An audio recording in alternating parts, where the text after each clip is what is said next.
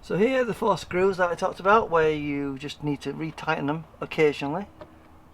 So there is a square gasket here, so it's a good idea to put a bit of silicone around here just to give it a bit of a seal around the joint between the square bit and the rectangle wide mouth bit. Give it an all round bit of a clean as well, and that's what we're going to do next.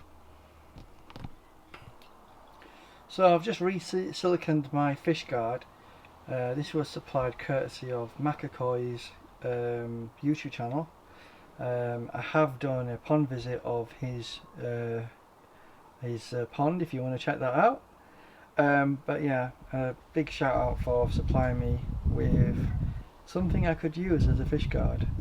So it allows basically any sort of muck to flow through it, but it stops the fish getting in, because you may remember, like last year, I had a fish actually swim into the skimmer and got trapped, and because it was winter, unfortunately it passed away. So something like that is quite useful, and it looks alright. So I just thought I'd show you the returns setup and the skimmer and pump. So obviously we've got the pump there, the Superfish pump, running the skimmer, and that's running at full power at 5,000 litres per hour. I can dumb that down to just 1,000 litres per hour. So that's the setup for the actual skimmer. The skimmer seems to be functioning properly. I have no leaks in the pipework. I just got a bit of a problem with the skimmer itself, where it's leaking a little bit, and it's to do with this area here. I'm not sure what needs fixing, but we need to sort that out. Hello everyone, I thought I'd just show you the skimmer. I've disassembled it to figure out why it's potentially leaking, and I think what has happened is I've obviously cut the liner a bit too short on both sides, and obviously you've got your screws going in, but there's no liner here to seal it. I've got enough on the bottom, but not enough on the sides.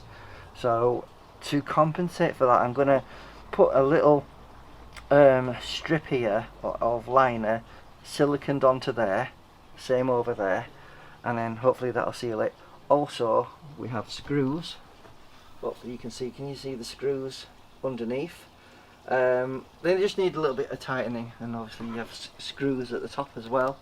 That give you a 4-point screw on the actual square part of the skimmer. So I need to tighten the 4 screws that are above and below. I've tightened the screws obviously on the sides significantly, and then the idea is just to reseal this. So that's what we're up to at the moment. So let's see if we can get this skimmer to be sealed and not leaking. So I've just created the bib liner. That'll go on the inside of the pond to go around the skimmer, just to give it an extra piece of protection, because I did undercut it a little bit. So I'm just going to lay that over on the inside, on top. I'm just going to cut the template out, and then we can use this. Right, that's my bib liner. If you don't know what a bib liner is, it's basically something that overlaps your existing liner to basically solve any sort of leak problems you might have. It's commonly used on skimmers, so I'm just going to use this on the skimmer to overlap and to make sure there's no possibility of a leak getting through the liner. And I have also tightened the screws as well. Right, here's the bib liner. As you can see, it covers, pretty much over covers. Tightened up the screws as well, so you've got 2 under here and 2 there either side and 2 at the top. You need to make sure they're really tight. I think that's probably where I sort of fell down a little bit, but because I'm concerned about the shortness of the liner here, because I undercut it there and there, we're putting this bib liner over the top. I'm going to put some silicone on this all the way around, and it should line it up properly, hopefully. So I've just added a bead of silicone all the way down there where it was a bit short.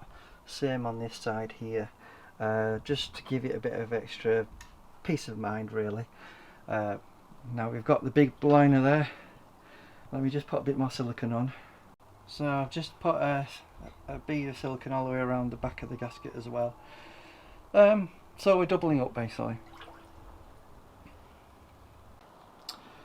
Right, ladies and gentlemen, I've siliconed it all the way around, put the bib in, so it's double siliconed on the liner side. I've put in extra silicone on the top just in case, because I did cut it where I didn't need to. But it's hyper critical that these screws are tightened in as tight as possible, and that goes double for the square bit you're screwing into, because you can't gain access to that after you've obviously put the top wide mouth piece on. So just remember that, guys. If you do put these in, just put extra tightness on the screws. Not too tight to rip the threads out, and you need to use a hand screwdriver. Do not use an electric one. So use a hand screwdriver and just do it a bit at a time, going round. Don't do it all in one side, or you know, like that. Just tighten them a bit at a time as you go around, and go around in multiple passes until you think you've got the correct tightness.